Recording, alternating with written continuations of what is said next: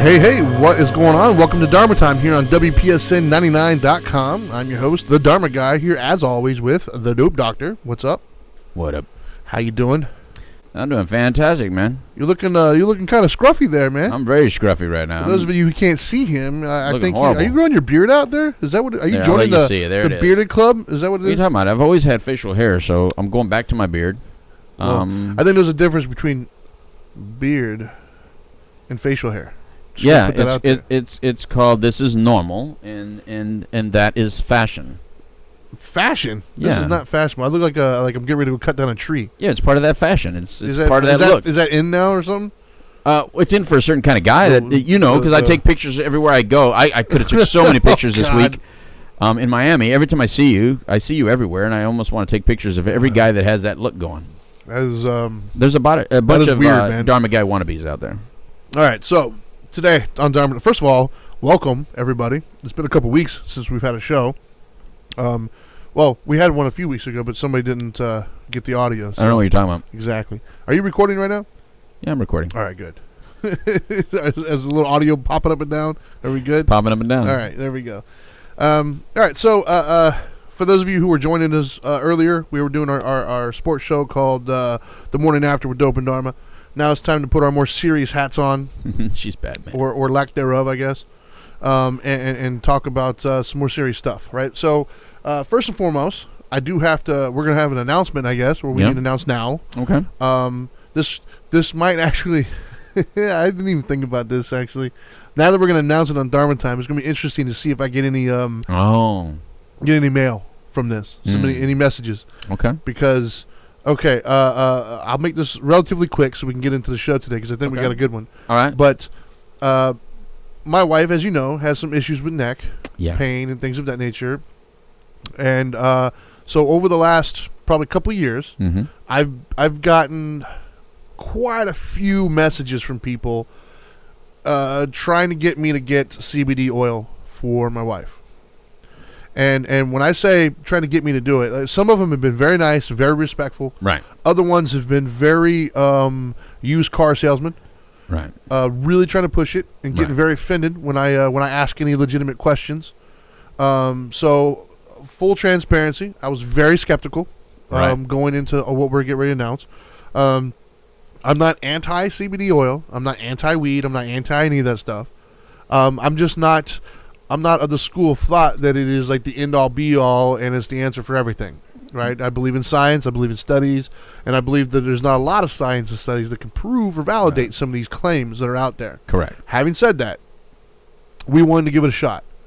So Weird science. You and I and a couple other people that we know have decided, and I'll leave their own personal stuff out of it, but there's a few other people we know that have decided to join us on this 30-day kind of challenge. Challenge or experimentation of CBD oil, and we're gonna because on the other show, the Couch Live, Fridays from 12 to 1 on WPSN99.com. That's right. You can also see it on YouTube. The Couch Live. But anyways, so on the other show, it's about drug and alcohol related issues, and so CBD and marijuana come up quite frequently. And there was a gentleman that you know that was really trying to get us to kind of to spread the word a little bit, if you will. But in order for us to do that, we wanted to give it a shot ourselves. Right. We wanted to physically try it and see what happened.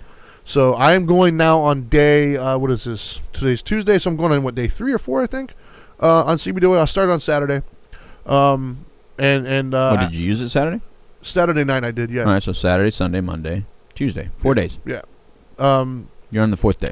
Yes. I got to say, it's interesting.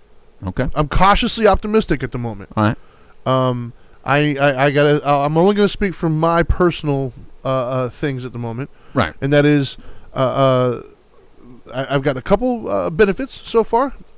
One benefit that I will hesitantly attribute to the CBD oil, and that is sleeping better. You sure you want to do that already? I'm just saying. That's what I'm noticing so far.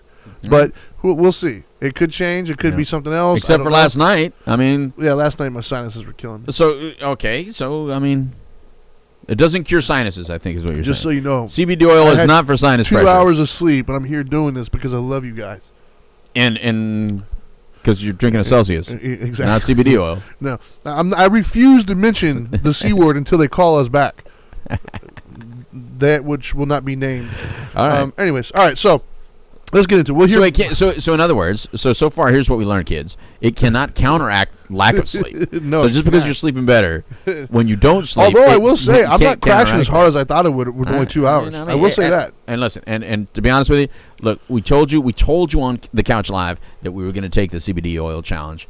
So Dr. Weeder, thank you very much for providing the CBD oil. And we're going to have a show about it on the Couch Live.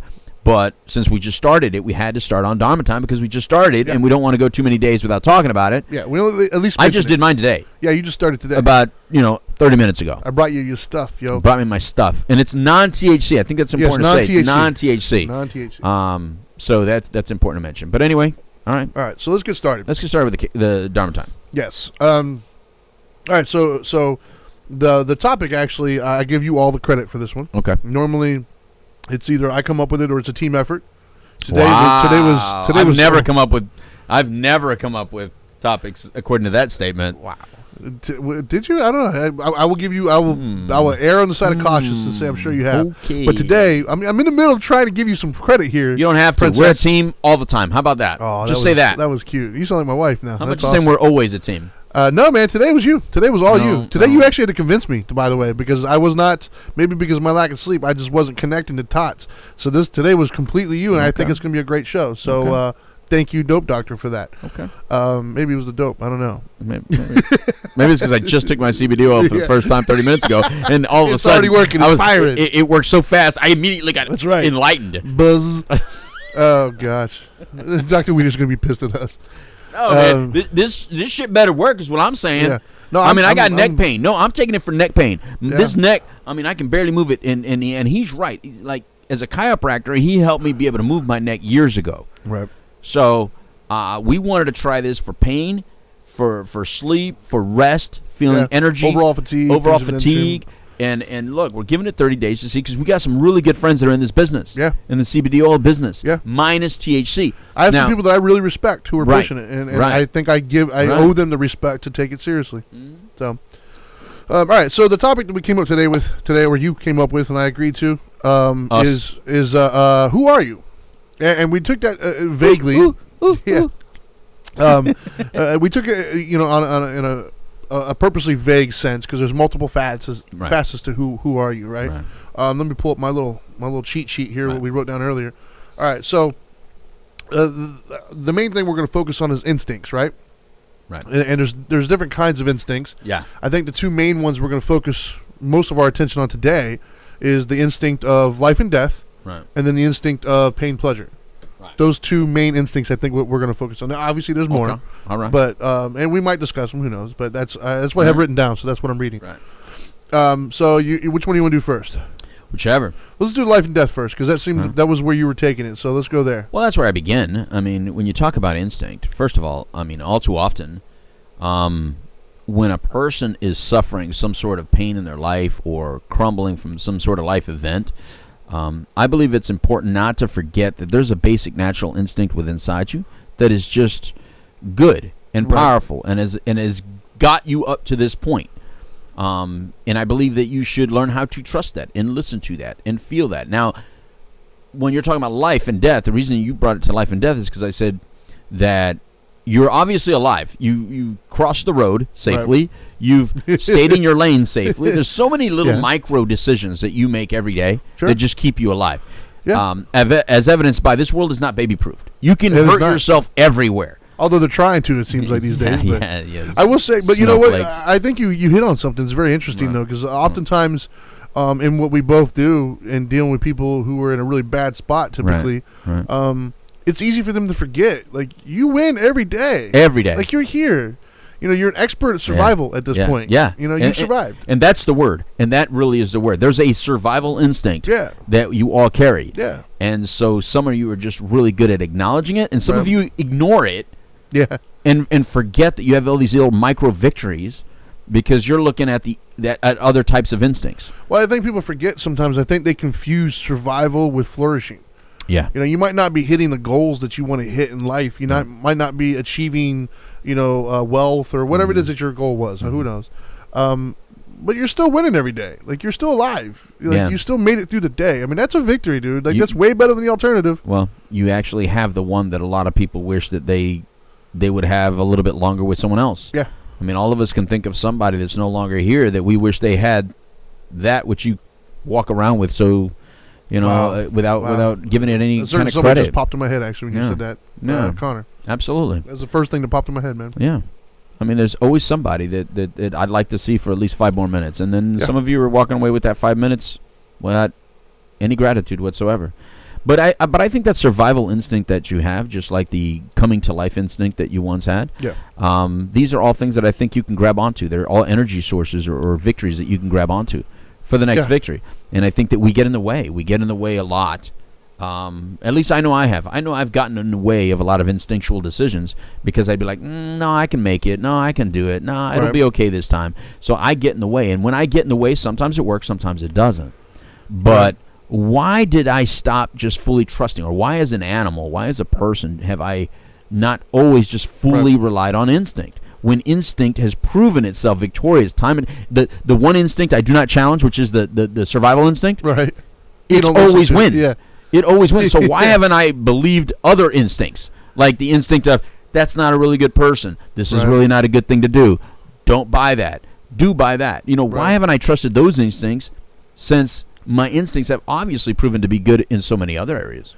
Yeah, well, actually, you saying that, maybe it's the CBD oil kicking in, who knows? But I'm starting to kind of make the connection finally now after you and I talked about it for a while. Because I kept wanting to take it to our next instinct, which is the pleasure pain. Right. But you kind of just talking there reminded me of a situation where I had to kick myself in the butt and remember my instincts, and that is the everything's going to be okay instinct. Right. Not necessarily specifically life or death, but just I'm going to make it. I'm going to survive, right? Believing that I'm a survivor, believing I'm going to happen. It's a trivial example, but it was something that I struggled with for longer than I should have. It's a stupid example. It's not like a big deal. But it was just an example that I was like, I had to stop. And it took my buddy, actually, Terrence, who had to basically kind of kick me in the butt and be like, dude, you're Trinity, man. You're going to make through it. Like he had to kind of top me up a little bit. I was like, yeah. Like, why was I? It was years ago, it was to buy a motorcycle or not. I had my R6 already. Which I'm a big dude, man, and right around a 600. I rode the hell out of that thing. No, I rode the hell out of it. I raced it and stuff like that, but I always wanted an R1. I wanted a 1000. Yeah.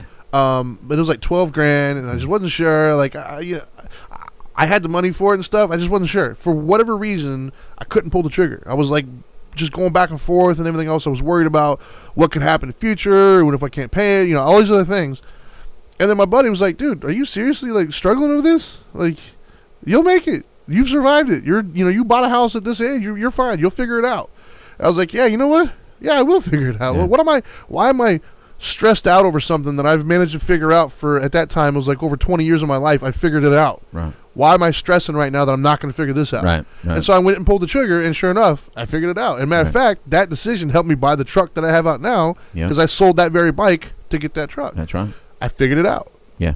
And I think that's kind of what you were getting at, maybe, was just you're going to be okay. You're going to figure it out. Somehow, some way, you're going to figure it out because you're going to survive. We survive every day. It might not be flourish, but you will survive in theory. Well, I just think that a lot of doubt creeps in. A lot of self-doubt creeps in over the years because we do have failures as well. Is what I call that. Yeah, and I think we focus a lot of times. I think we focus too many times incorrectly on our failures. Yeah. And often incorrectly we ignore some failures. So we get in the way of ignoring the failures that we need to remember and learn from. The good ones. Right. Which is what we talked about on our last show. Right. Yeah, but by the way, you can go to youtube.com/Dharma Time. You were on point. It's a CBD oil. That's right, man. But I think that for instinct, if you constantly get in the way and think that you have bad instincts, like for instance, like people saying, I am that way. Like we talked about, that's just who I am. You just and you forget that that's based on so many other factors up to the point where you said that. That didn't just get bred today. Yeah. That is an awareness factor that you're using today. But, the part that we're probably still in is that 0 to 5 when you were born. Like you remember your daughter, and you remember your son, and you remember your children when they were real little.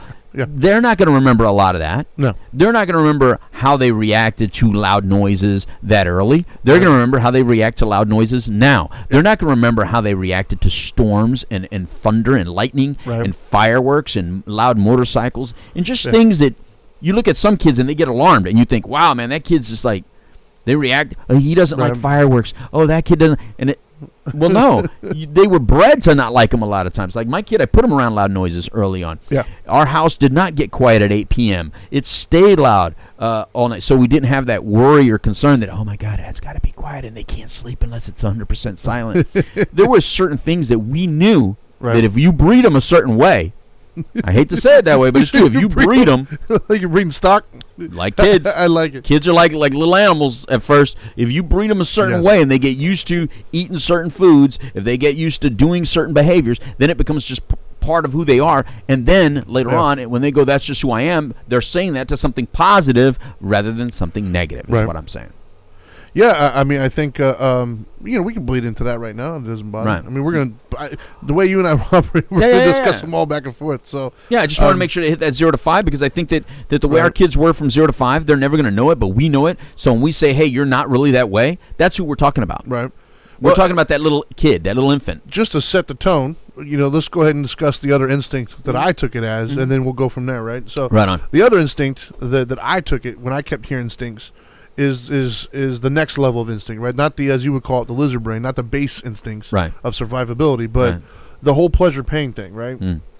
Because to me, I think on a day-to-day basis, that also gets us in a lot of trouble. Right. Is oftentimes we have what we think are our instincts, but they're really not. It's our learned behavior, but also this idea that drives us towards pleasure and away from pain, right? And in Buddhism, obviously that's one of the 4 truths, is our version of what causes our suffering is our aversion to pain and our clinging to the good. So this idea that I can make my life feel great and awesome and perfect all the time. Right. That show that I was watching, Married with First Sight, a lot of them keep saying, I don't want to get hurt. I don't want to get hurt. I don't want to be vulnerable.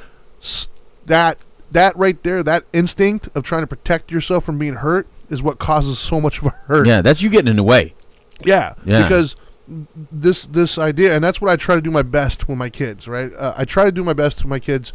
Now, I wouldn't have done this prior to my spirituality. I would have done what I've seen everybody else do, and that's try to protect my kids at all costs. Right? Which I still do, but I don't protect them from everything. I try to do, and you and I are on the same page. I know we call it teaching moments. So what I try to do with my kids is I don't want to set them up from the start with this concept that there is a way to get through the day with no hurt at all whatsoever. It's not possible. Right. Now, there's varying levels of hurt, right? There's hurt of like some catastrophe, like my mom died, but then there's subtle levels of hurt, like I can't find my keys, or that person cut me off, or I got stopped at a stoplight, or whatever, my flat tire, or whatever. Those are inevitable. It's going to happen in life. And so what causes our suffering is thinking that we're able to navigate life. If I say this or if I do this, then the rest of my day is going to be awesome and great. If something went wrong, that's because I did. No. Like that instinct right there, this idea that I can get through the day without pain is what causes all of our suffering. Right. And so I think that that instinct's got to go. That instinct drives, like for instance, in that show, so many of the situations, they start fights and they create pain for themselves. Right. Through their inability to just accept the fact that hurt's going to happen. Well, wasn't it also because those instincts are learned? Yes. Those instincts are learned from bad history. Which brings us to our next point, right? And not necessarily instincts as much, but the idea that the phrase I hear so oftentimes, and personal and professionally, I hear from people, well, that's just who I am. That's just who I am. No. That's who you learn to be. I think that's an important. I'm gonna say it right to the camera. That's who you learned to be, because in my mind, if you would have said to me, 15 years ago, "Who are you?" Well, that angry, pissed off person walking around that was just took pride in making everybody afraid of me all the time, took pride in handling things the most aggressive way possible. Right. That's just who I am. No, that's who I was, and that's who I learned to be. Right. But who I am now, I would like to think, anyways, my wife and children and my close friends see me something different. And that's because I learned to evolve. And there's a lot of ams to you. Yeah.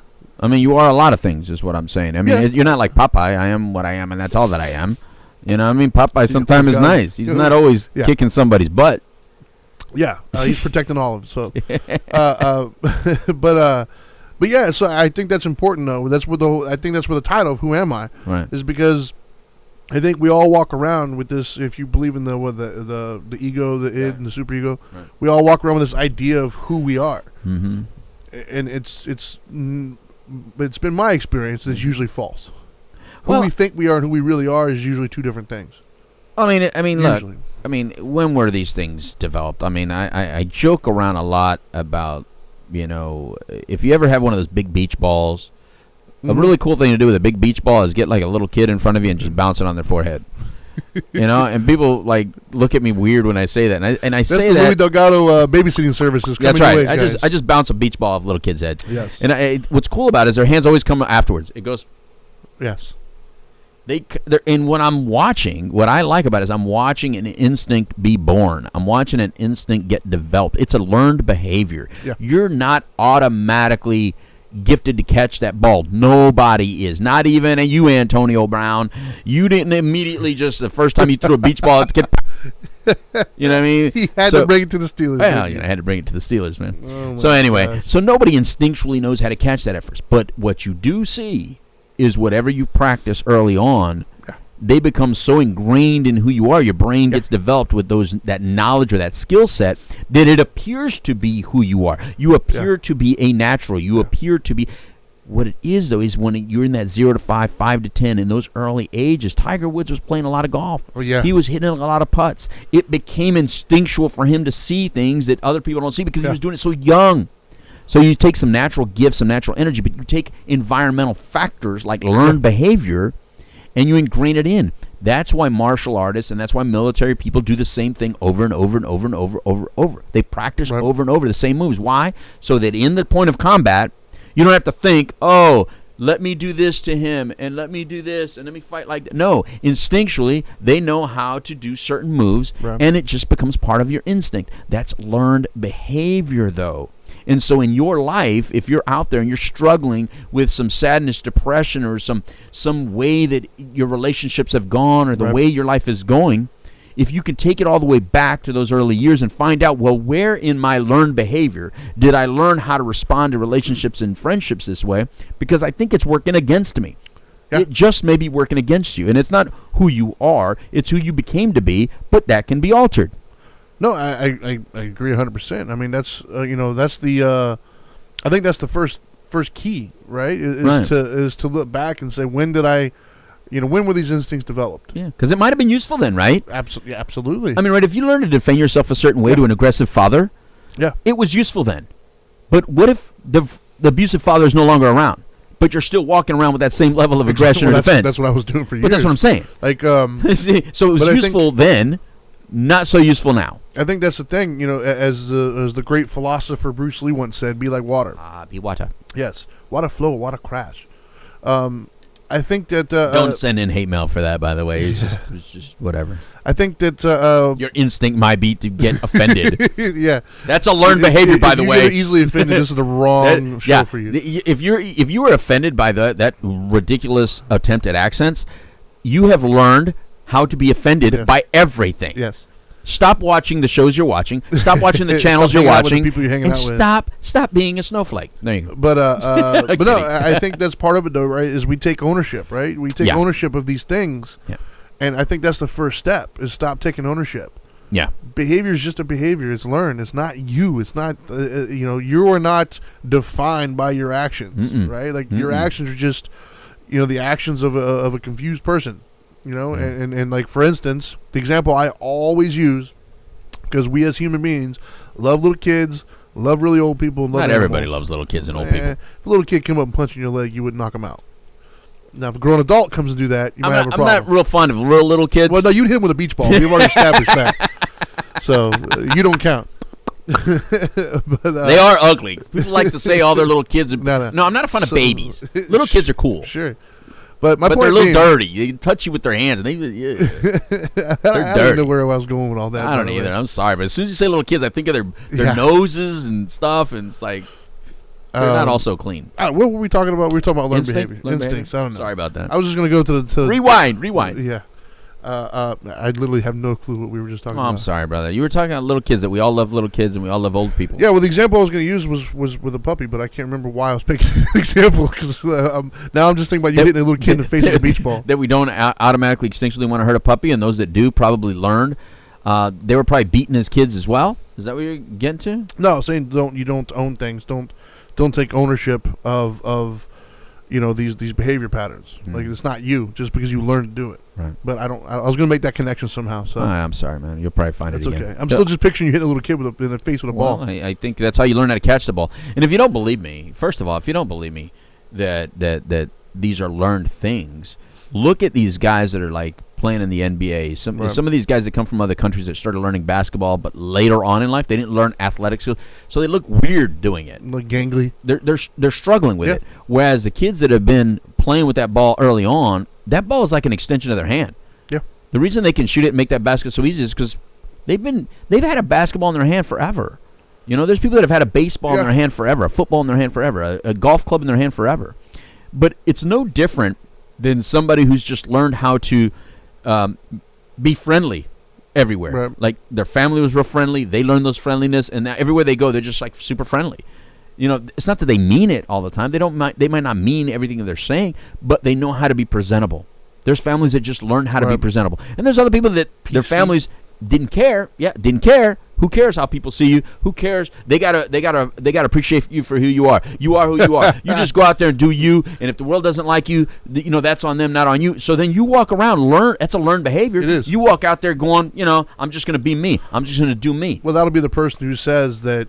Oh, that's just who I am. No, it's not. That's what you were taught to be. You learned to be that. Right. You weren't born an asshole. You just became one because you think exactly. You think it's okay to be an asshole. Well, I think that's part of what I was going to say earlier. I still don't remember the connection I was going to make, but that's right. Forget the connection. The point I was going at was just saying that I think that's part of the first step with all of us. Really, is we got to stop owning these behaviors of ourselves. We got to stop using that as a point of pride. You know what I mean? Like, we got to evolve. There's nothing wrong with being who you are, but understand who you are when you say that. You are not your behaviors. You are not your actions. That's what I was going to say. There we go. I knew I'd get to it eventually. Oftentimes we say to ourselves, we are our behaviors. Like we do something physically, we think that's who we are. So the example I always use when I'm having this type of a discussion in classes and stuff is, let's say you have a family dog for 10 years, right? And this old yeller, maybe that's not a good example because old yeller dies in the end, but spoiler, but whatever. You have a family pet, you all love him, it's a great dog, but that dog breaks his leg. Yeah. And I don't know if anybody here's ever been around, an injured dog to that scale. They get very defensive. They get very aggressive because they're hurt. They're trying to protect that. Right. And so that dog you've had for 10 years, if it's got a broken leg, it very well might, when you go to try to pick it up, might try to bite you. Now, does that mean it's a horrible dog? Does that mean that's who that dog was all along? No, man. The dog is hurt and sick, and its behavior at the moment is not indicative of who that dog is. Right. That's just what it's doing at the time because it's hurt. Right. Well, we're much the same. Yeah. We're not our behavior. We do things sometimes because we're hurt, we're confused. Great example. Hurt people hurt people. Hurt people. And so when we're hurt, when we're scarred, we got trauma, whatever it may be, we've learned how to navigate to protect those little, as you say, the buttons. Yeah.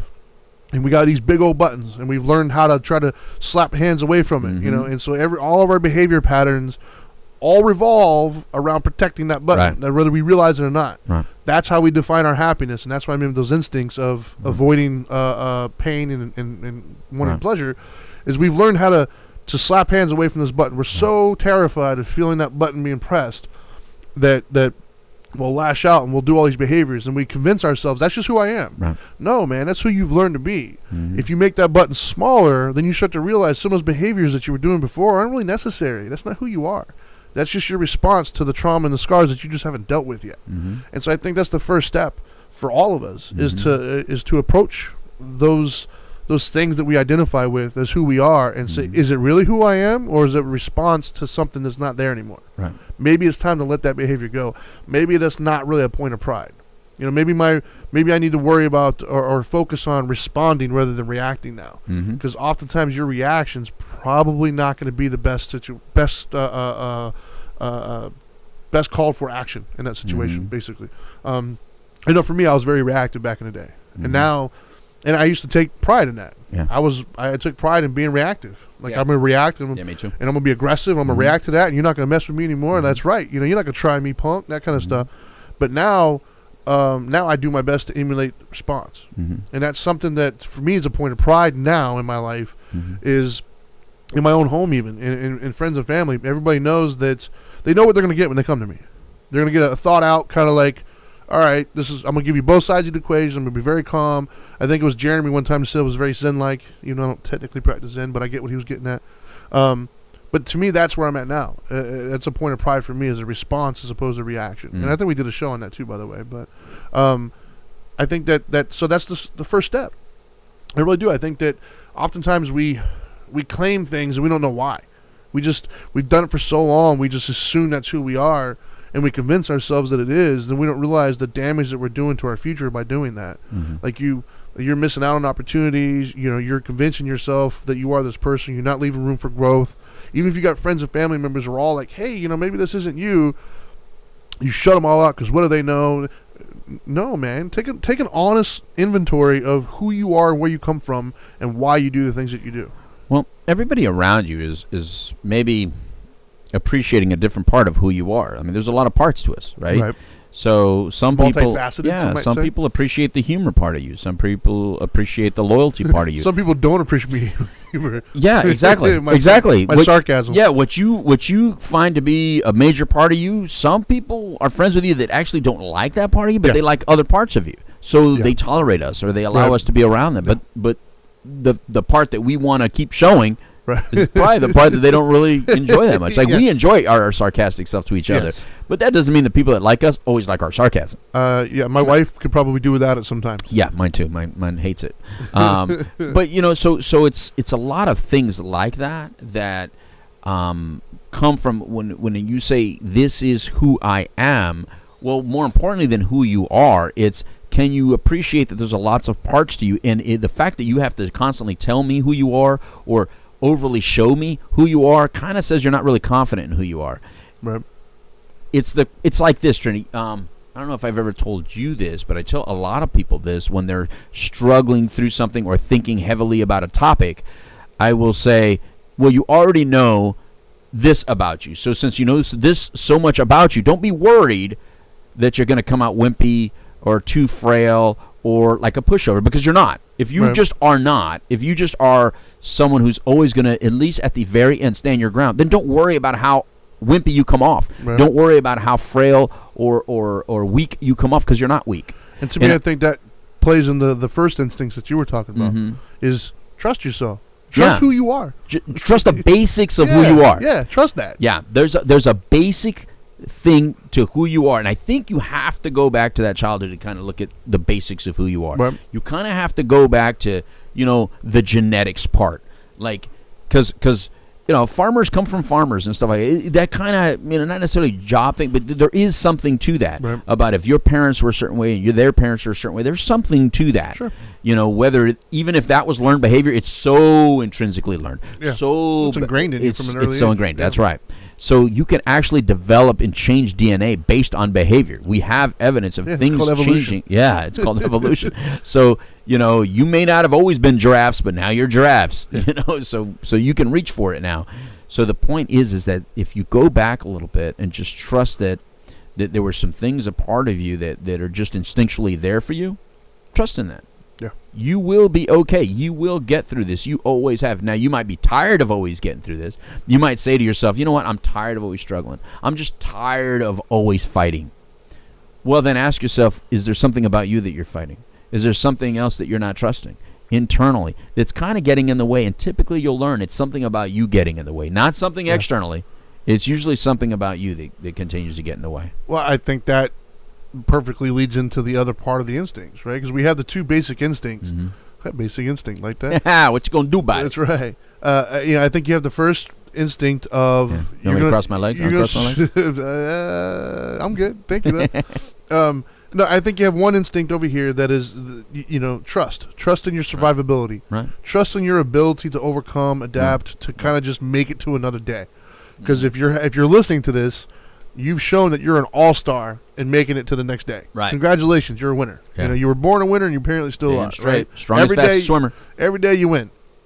And so I think part of your instinct is trusting that your ability to survive, trusting your ability to kind of figure it out, right? Mm-hmm. But then the other half of it, which is what I was originally focused on when we had this initial discussion, is the other part is learning to develop those instincts of finding happiness, right? Because I don't think happiness is an instinct that we have immediately. I think that's something we have to learn. Survival is an instinct, not happiness. Yes. And so, and the interesting thing is, a lot of times, the things that make us great at survival don't really help our happiness that much. Mm-hmm. So this idea of, I'm out there in caveman days and I see a saber-toothed tiger eat you, then my instincts say, hey, I'm going to avoid that saber-toothed tiger from now on. Mm-hmm. That's survivability. My instincts tell me to avoid that. I'm going to stay away from it, right? So avoiding things that aren't good for me or that hurt me is a great way to stay alive. Right. Not a great way to grow intrinsically. Not a great way to find happiness. Right. Because you can't avoid everything in life that going to hurt you. Yeah, and we appear to be like the animal that, I don't know if we're the only animal, but we appear to be at least top dog of the animals that actually go for pleasure as part of that instinct. Because most animals, it's just instinctual, just to the next generation. It's all, like if you say, what is the meaning of life? What's to continue the survival of the species? Right. The meaning of life at its most basic level is survival of the species. Yep. There's no other instinct that is proven more true than survival of the species. Because if you do not keep your species in survival mode, meaning having more children or having more babies, having more animals, you cease to exist. Yes. So everything else you do is for naught. However, that means every generation before us, wherever we came from, is all inside us. Yeah. Every single generation that ever lived. Like when you did that, I did the 23andMe. Did you do the 23andMe or the other? That's how I found out I got Viking in me. And the Neanderthal, right? Like you find it. Well, that Neanderthal, that's a different species. Yeah. That's not even Homo sapien. Yeah, I think I was traced back to the Frozen Man, the first one that they found. Oh, did they? Well, you kind of look like that. But did they say that you have more or average or less than the average Neanderthal? Do you have more Neanderthal? I believe it was more. Me too. Yeah, I think it was more. Now, I would have never thought I would have had more. I would have thought you, because you're big. So I would have instinctually, my own understanding of Neanderthal is big, right? I would have never thought I would have more Neanderthal than the average person. Yeah, I think it was more. So that's like things like that. Yeah, no, it's awesome. It's like there's knowledge in this genetics. Yeah. But there's also environmental factors that you have to understand. And then there's self-awareness. Like have you ever done like I just did it not too long ago. I created an entire scale of responsibilities for my youngest daughter Zoe, and I had her take the quiz, and I did it. I did it on her, and I graded it. So the way I view her handling her life compared to the way she views herself handling her life, meaning, responsibilities, like you're responsible to yourself, to your home, to your dog, all the responsibilities I could think of, right? Every single responsibility, and then I put it from 1 to 5 to see how she would grade it. Well, she was always a little higher than I was because her self-awareness is just not fully there, or what she chooses to share with me and show me is just a little bit lower. So I told her this shows us, well, we're way off. We need to work on that with us, because if we're way off because I'm wrong, then we need to work on you showing me how you're right, and where we see that we're alike, we need to realize, all right, we get along there. That's why we never have arguments based on those topics, because we actually see you handling those responsibilities normal. The reason I say that is because I think self-awareness is big. Yeah, right? It's huge. So without adequate self-awareness, we tend to just bump our head over again, and not even understand why we're bumping our head, because we can't see that wall. We just refuse to see there's a wall there. Yeah. When someone else is so easily saying, wall. Yeah, look out. Wall, yeah, look out. But we're not seeing it. So if you continue to do the same things, expecting different results, I don't like to say the cliche that much, but if you continue to do things and it's not working, then it's important to open up to someone else who maybe instinctually they just are gifted differently. Right. So what they rank real high at, like that's an easy one for them, right? Get it from them. No, yeah. You don't learn free throws from Shaq. No. You know what I mean? No. That's not who you don't hire Shaquille O'Neal to teach you how to shoot free throws. And some of you, that's what you're doing. You know, it's funny, actually. You know what I mean? You're looking at your best friend and asking them, what do they got, the young guy? On a side note, completely unrelated. Okay. And I'm gonna do you now, as you did me earlier. I saw Shaq. I follow Shaq on Instagram. He posted a picture of his new boat that he got. Somebody put in the comments to call it free throws. That way he never sinks it. Oh, I thought it was pretty funny. That is hilarious. That was a good one. That was funny. A good one. That was like the comment of the day. I'm sure he laughed. Yeah, he seems like we need to have him on one of our shows, by the way. Yeah. Well, he's here all the time, right? Yeah, we need to have him physically in our studio one day. Love Shaq. But anyways, yeah, no, I mean, I couldn't agree more, man. And I think that self-awareness is paramount, man. I mean, that self-awareness. The question that I always found most revealing to me, and that I've tried to anybody I've ever kind of helped along the way or mentor or whatever, the question I've always tried to ask them that doesn't seem to get asked enough is why. Why? Like, why do you do that? Why are you attracted to this? Why do you gravitate towards this? Why do you feel this way about that? And I think that's a question not a lot of people answer. I think for me personally, I've always my mom will tell you if she ever listens to this, but I've always asked why. That was my biggest question, was why. I've always been that person, to the point now where I probably irritate the hell out of my wife. She oftentimes thinks I'm trying to argue when I'm just trying to understand why.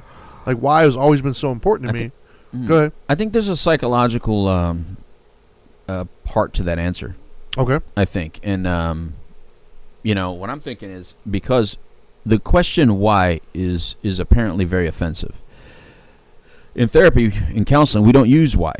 Because if I ask you why, you're immediately on the defensive. There's something about the word why. Really? Yeah, there's something about the word why that puts people on the defensive.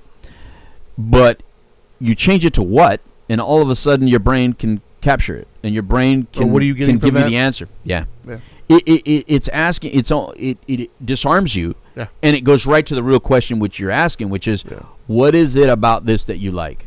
Which is rather than why do you keep smoking pot, Louis? And I'd be like, 'cause I liked it. Yeah. Why wouldn't I?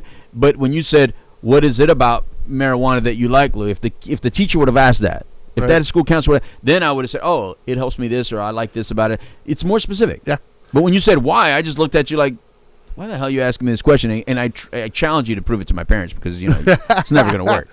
Which is funny, because it's actually the that's my go-to, as a matter of fact. What? Whenever people come to me and they're talking like relationship stuff, or somebody with like one of their friends is doing something crazy, whatever. I was like, well, they're getting something from it.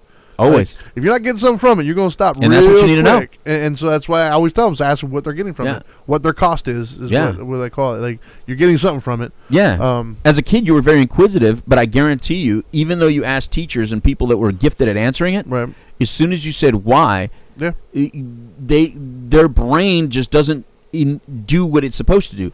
And as a kid, you weren't taught, to ask what. That's what we need to teach kids. Ask now. Put that question in a what form and give it back to me, and I'm going to give you the answer you're looking for. Right on. If we could teach kids to ask what, then they're going to get what they want. Because the reason kids walk around asking why, and it feels like everybody's an idiot, nobody's answering a damn question. Because they don't know how to answer why questions. Yeah. Everybody's walking around like idiots. No, I agree. I guess metaphorically speaking, that's what I was getting at. But yeah, it's there's a reason for it. It's not just happenstance. It doesn't just it's cause and effect, man. Like, this is taking place, and then this is happening. So if you find yourself constantly in these situations, there's a reason for that. Right. And you got to figure out what that reason is. And you're dipping into a future show that I think that oh boy, that we I need like to have. future shows. No, yeah, because you say it all the time. What do you call it? Correlation doesn't necessarily mean causation. And I think I find it's like myself. my favorite phrase. Well, yeah. And I have tried to always find different ways of saying that throughout the years, because it's such an important concept. Oh yeah, it's such an important concept. Absolutely. But it's not preached enough. It's not. No. We're not educated enough about that. I agree. Much like the two things can be true thing. It's just not taught enough. I agree. So. You're preaching to the choir now. I know, but I just want to remember does not equal causation. When you brought that up, to me, you're kind of saying that, and I think that we need to remember that on a future show, we need to actually devote an entire hour to that concept. I agree. I would like that. But no, I think so. I think the self-awareness is key, man. I think that's the step one for a lot of people, man. Is you know, and we did actually, one of our biggest viewed shows was personal growth. Maybe we need to, re-up that one and do an updated version of it, I guess. Yeah. Because we did that one like over a year ago, I think, at this point. Well, you don't become self-aware by telling everybody who you are. No, man. Like that's not how you become more self-aware. Exactly. And you don't grow by holding on to who you were. Never. You know what I mean? Like that's not growth. No. And I'm sorry, but if you're not evolving, you're dying. You know what I mean? It's evolve or die. Yeah. If you're not evolving, you're going backwards. That's why I like the water. That's why I like the Bruce Lee thing. Yeah, man. Because concrete does not change. No. If you're going to walk around with concrete thinking, concrete is exactly what it is. It's concrete. And the younger you are when you create concrete thinking, you're like the get off my lawn kind of guy. Whereas if you have fluid thinking, you're always thinking of how to adapt to the situation. Yeah. It just doesn't work when you're concrete in your thoughts. Yeah, and to me, that whole "this is just who I am" is the epitome of concrete. Because what you're really saying is you're an asshole. Get over what you're it. Saying. Well, what you're saying is get over it. I'm not going to change. This is who I am. Yeah, that's what you're really saying. Right. Is you need to adapt. I don't need to. Now that being said, in relationships, boys and girls, if somebody tells you that's who they are, believe them. Yeah, because they're stuck in that. If they go, "That's just who I am," I cheat.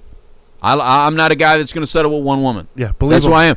Believe him. Walk away. Believe that he thinks that's who he is. Correct. He's not rated to be anything else but give that disclaimer out. Yeah, because if somebody's showing you certain behaviors of who they are, I would definitely agree with that one. If they say it, yes, whether they truly are that person or not, that's who they believe they are, and that's what their decision making is going to lead them to until they're ready to think otherwise. Yeah, and if they do bad things that you think are bad to you, believe that too. Just for now. I'm not saying they're always going to be that way or down deep inside, but I love him or I love her. She's really good. He's really good. Yes, somewhere that's not presented right now. So it's the part that's presented right now that is causing you dilemma and problem. I would agree with that. Yeah, that's why I believe in forgiveness, but not today. Right? I mean, I can forgive you. We have a show of forgiveness coming up. But it's just not today. No, not today. Right now, I'm pissed at you. Or right now, you're pissing me off. So right now, I'm not forgiving you. That's tomorrow's episode, apparently. Forgiveness is such a good thing, though. Yeah, but it doesn't always have to be immediate. No. Some people want to be forgiven right away. It's like, almost never immediate. Yeah, it's like, if I slap you in the face right now and go, hey, you got to forgive me. Shit, not right now, bro. I'm going to forgive you with my other foot. Right now, I'm still trying to figure out why the hell you hit me. I'm still trying to recover from the face slapping I just got. What was the deal, man? Yeah, why? Why'd you do that? What did you get out of that? No, ask me what, damn it. It's like, ask me in a what form. Oh, man. Slap him again. Like, all right. What made you hit me? Because it felt good. Ask him the what, or you get the hose again. Oh, jeez. Where'd we go wrong? These are the facts, man. Yeah, man. These are the facts. It's like who you are. You know what? Sometimes we just don't know. You have to ask other people who you are. You just may not like what other people have to say. If it sounds corny, but ask other people. If you're so confused, ask other people. What is it really about me that makes me likable to you? Like, what is it about me that you really call me about? And then believe it. Some of you just can't even take it. Well, the other thing too is that changes. Who you are evolves. It does change. Yeah. Like who you were. Yeah. I mean, gosh, I see it right in front of my face with all my kids, man. Right. Who they were like just 2 years ago. Like I have a daughter now who is now they're demons. Yeah. They're finishing. One of them's finishing 9th grade, getting ready to go into 10th grade, right? And I've seen the most drastic change in who she is from 8th to just 10th. Who you telling? You know what I mean? Like. Just the things that she valued, what she was interested in, what she liked, what she didn't like. It's just in that year's time, it's like a completely different human being. That puberty is a mofo. Yeah. And so that's the thing is we change, we evolve, not always for the better. Not always for the better. But we do evolve, we change. And so asking yourself who you are isn't a one-time deal. Well, there's certain things that are temporary for the moment. Exactly. Right? And teenager, we all know. The thing is, every adult has been a teenager. Yeah. Every adult out there has been a teenager. So if anybody should understand, that was deep. Well, we should all understand it. Yeah. We're primed and ready to understand how crazy we are at that age. Yet we still go like, oh my God, you're a freaking nut. Yeah. But the thing is, I like to sit back and I always do my little woosah moment with my wife, and I said, they're crazy right now. Yeah. Because that's who they're supposed to be. They'll get over it. Have faith. You're no longer crazy. Yeah. They're not. Our deal is just to help them get through this hardest period of their life where they go all kinds of crazy and think that they know everything, and then they'll settle back to reality. But we just got to get through it with the least scarring. I wish I was half as smart as I thought I was when I was 18. Oh, dude, I'm a friggin' idiot. At 18, dude, I thought I knew everything. Every year I get dumber. Every year I realize I don't know anything. I'm telling you. Every time I think I got something figured out, life is like, no, you don't. I am so friggin' stupid now. It's ridiculous. Yeah. I was so damn brilliant. I'm so stupid. Yeah. At 18, 19 years old, man, I was solving the world's problems. Yeah. All those years of my dad calling me stupid, I now get it. I really get it. I can't figure out what I'm going to have for dinner tonight, man. No matter what I pick, I'm going to be wrong. I now look at my dad, and I go, you're so right. Yeah. Because I must have looked so ridiculous. I was already... The thing is, he was looking at it and go, what the hell are you saying? And my dad used to look at me with those eyes and go, you're so stupid. And I thought I was so brilliant. Now I realized, you're exactly right, Dad. I was an idiot. Yeah. I go through that with a 19-year-old sometimes. Some of the stuff that comes out of a 19-year-old's mouth, I'm like, oh, my God. Dude. Yeah. Wow. Yeah. Did you... No way you thought about that before it came out of your mouth, man. I've never been so okay to be kind of dumb, though. I'm like so okay. Ignorance is bliss, baby. It's so good, bro. Yeah, it's absolutely. So good. I love. Well, you know what it is? You just reach the point where you just don't care anymore. I don't. I really don't. That doesn't bother me. I'm good. You know what it is? It's just, there comes a point where you just realize what car you're driving and what lane you're in. For me, I know what lane I'm in. I'm really good at staying in my damn lane. Yeah. And I really, by the way, that's a Couch Live episode. You can find it at youtube.com/thecouchlive. Stay in your lane, because I stay in my lane. I know addiction. I know recovery. I know the brain and how it functions and human behavior and kind of helping you get through rough patches. I'm good at that. Right on. As far as mowing the lawn, not so much. It's a stark contrast there. Honeydews, come on. It's not honeydews. It's pay-to-dos. I'm not doing it. I can't. I got a honeydew list all the time. And with that, you take it over, brother. I turn down my microphone because it's over. That's right. We only got a few more minutes. Yeah, man. Wrap it up. Let me thank the sponsors real quick. Keep the lights on. These wonderful lights that we have in our studio now. I don't know how many people saw before, but we have all these LEDs in here now. That way I don't have to wear my glasses. That's right. All right. So thanking our sponsors. First one is we'll do Retreat Behavioral Health. Still so happy they modified that name. So much easier to rolls off the tongue now. It really does. We got Journey Pure.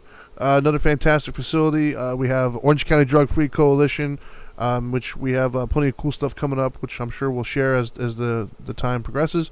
And then, of course, we have the Now Matters More Foundation. We help individuals who are struggling with the disease of addiction not only navigate the system, but also get help when help is needed. If you want to know more about who we are and what we do, go to nowmattersmore.org and read all about us, or you can call 833-NOW-MATTERS. That's 833-NOW-MATTERS, and we'll help you do what you need to get done. Drug and alcohol related. Don't call asking us to mow the lawn, because he'll pay somebody for that. All right, so 3 tips. Once again, we try to summarize, give you guys some action steps, some action plans, if you will. We don't want to just tell you things. We want to give you, steps to actually to do to get there. So, the first tip, if you will, is you got to understand, who you are at your most basic level is always going to be there. That's never really going to change. That's always going to be there. So learning how to trust that you are who you are deep down inside, those basic traits, if you will, they're always going to be there. And the second one is understanding who you are right now is a result of your environment and your choices.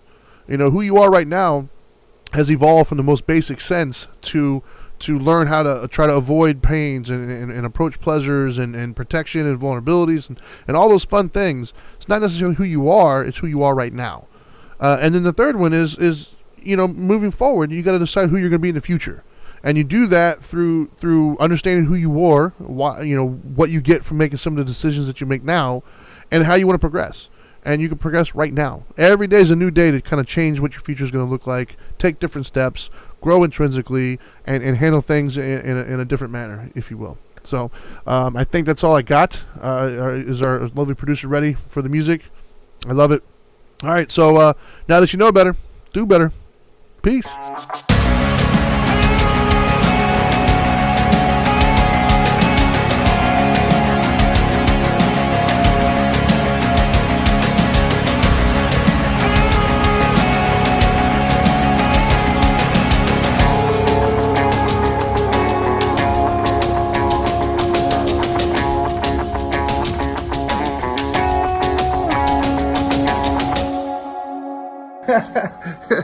Are you still here? What are you doing? I told you, go do better.